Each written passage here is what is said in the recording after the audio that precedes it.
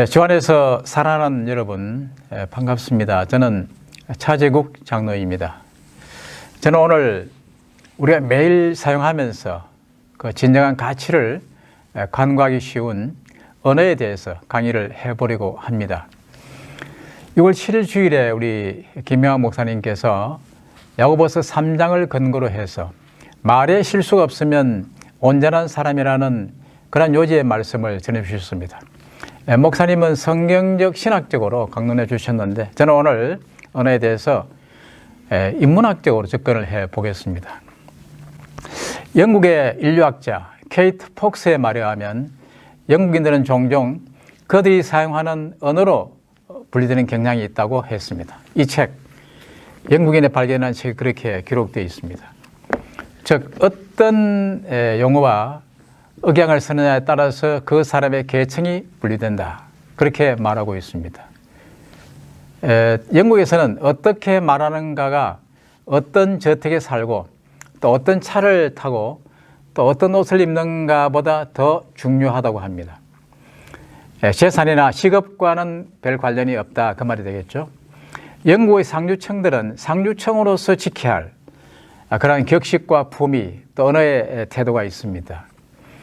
그래서 예를 들면 영국에서는 후식을 디저트라고 하면 중류 혹은 그 이하입니다. 그러나 푸딩이라고 하면 상류층에 속합니다.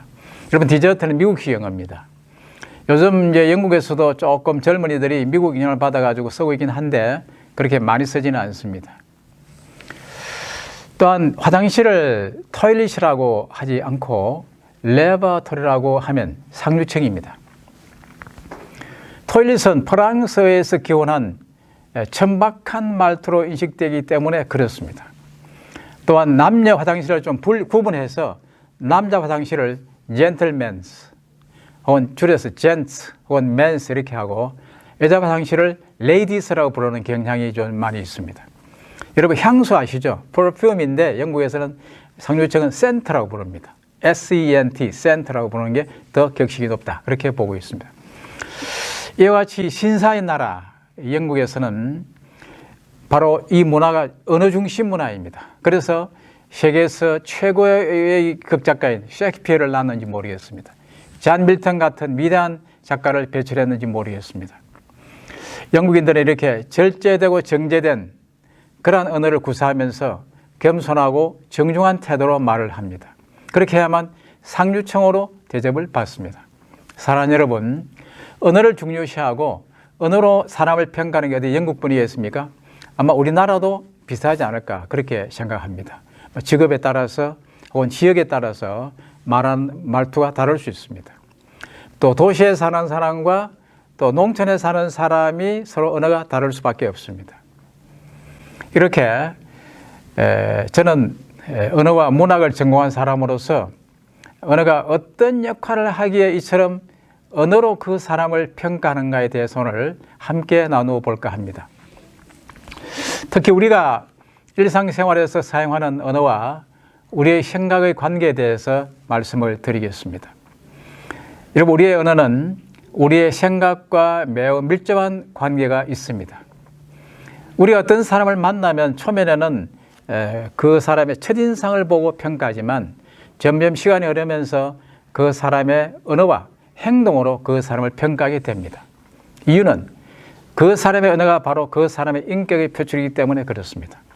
그래서 독일의 철학자 라이프니츠는 언어는 인간 정신을 가장 잘 나타내주는 거울이라고 말했습니다. 예수님께서도 마태복음 12장 34절에서 마음에 가득한 것을 입으로 말함이라고 하셨습니다. 악한 사람이 선한 말을 할 수 없고 또 선한 사람이 악한 말을 하지 않는다는 의미겠죠. 그러면 언어가 그 사람의 생각과 이 사고를 결정할 만큼 그렇게 중요한 것인가? 우리가 잘 아시는 바대로 하나님께서 천지 만물을 창조하실 때 바로 그 수단이 무엇이었습니까? 언어였습니다. 말씀으로 천지를 창조하셨습니다. 창세기 1장 3절에 하나님이 이르시되 빛이 있으라 하시니 빛이 있었고라고 되어 있습니다. 하나님이 이르시되 말은 하나님이 말씀하셨다 그 말입니다. 여러분, 창세기 1장 3절을 근거로 해서 경북대학교 김노준 교수는 말씀이 언어가 없었으면 이 세상이 없었을 것이다, 그렇게 말하고 있습니다. 이처럼 사고와 언어는 깊은 관련이 있습니다. 여러분, 언어는 하나님께서 우리에게 주신 고귀한 선물입니다. 인간에게만 주셨습니다. 그래서 인간과 동물을 구분하는 중요한 하나의 기준이 되고 있습니다. 여러분, 인간들은 이렇게, 우리의 인간 언어는 글과 말이 있습니다. 그리고 단어가 있고 센텐스가 있지만 동물들은 그런 게 없습니다. 동물들은 그냥 위험을 당했을 때 혹은 동료에게 뭘 전달할 때는 소리를 냅니다. 울음소리 내거나 신호를 보내지만, 또 꿀벌은 춤을 추어서 알려줍니다. 춤을 추어서 이렇게 팔자 혹은 동그란 원을 그리면서 꿀이 어디에 있다, 어느 지점에 있다, 얼마만큼 있다를 알려주는 정도는 됩니다. 또 개미에 있는 페로몬 정도 같은 것도 마찬가지입니다. 단순히 하나의 전달 정도밖에 안 되지 그것이 언어라 볼 수 없다, 그렇게 볼 수 있습니다. 언어가 인간에게만 있고 동물에게 없는 이유에 대해서 미국 MIT 대학교의 놈 첨스키 교수는 이렇게 말하고 있습니다. 우리 인간에게는 뇌 속에 언어 습득 장치라는 게 있다. LAD가 있다. 영어로 Language Acquisition Device라고 그러는데, 이런 게 우리 두뇌 속에 있어서 인간은 선천적으로 언어를 배우고 사용할 수 있도록 뇌의 장치가 되어 있다, 그렇게 주장합니다. 국가와 지역을 초월해서 어린이들은 1세에서 4세경까지 모국어의 거의 모든 기본 것들을 다 습득합니다. 어른의 언어와 4살짜리 아이의 언어를 비교했을 때 어휘수하고 난이도에 좀 차이가 있지 기본 구사력은 거의 같다, 그렇게 통계가 나와 있습니다. 이렇게 짧은 4년 동안에 언어를 다 습득합니다. 그것은 바로 브레인에 언어를 습득하는 장치가 있다, 그렇게 됩니다. 심층 구조는 같다, 그 말입니다. 우리말에 나는 고양이를 사랑해란 주어 목적어 동사입니다. 그러나 영어는 I love a cat, 주어 동사 목적어. 우리말은 주어 목적어 동사.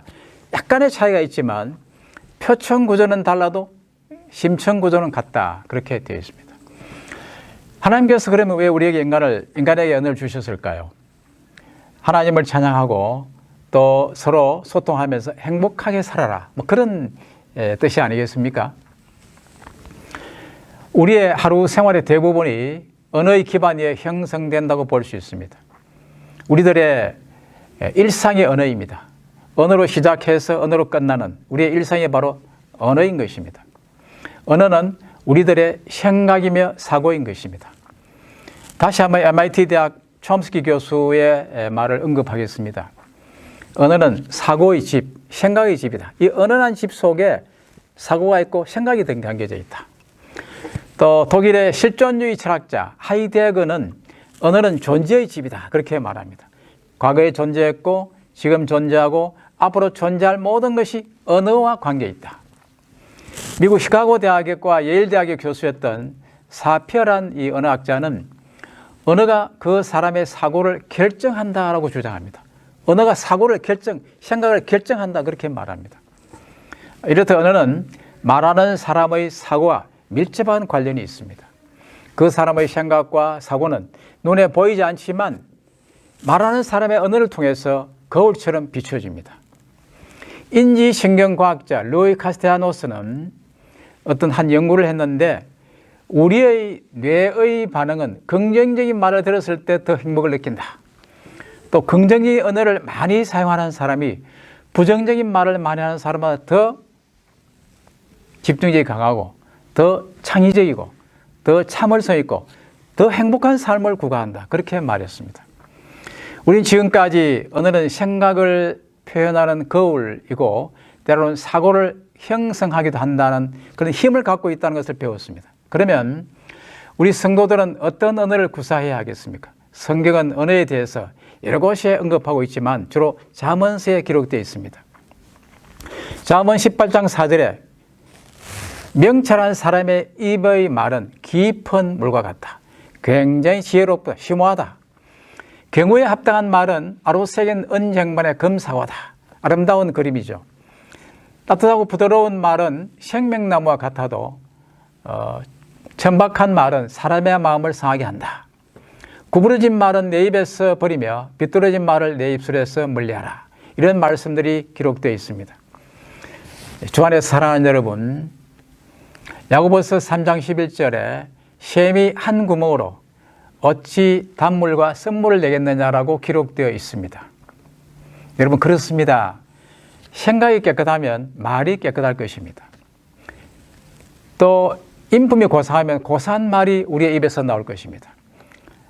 예수님을 닮아가는 분은 아마 경건한 말이 나올 것입니다. 고결한 그리스도의 향기, 그 복된 구원의 소식이 오늘 우리들의 입술을 통해서, 언어를 통해서 이 땅에 가득하기를 소망합니다. 감사합니다.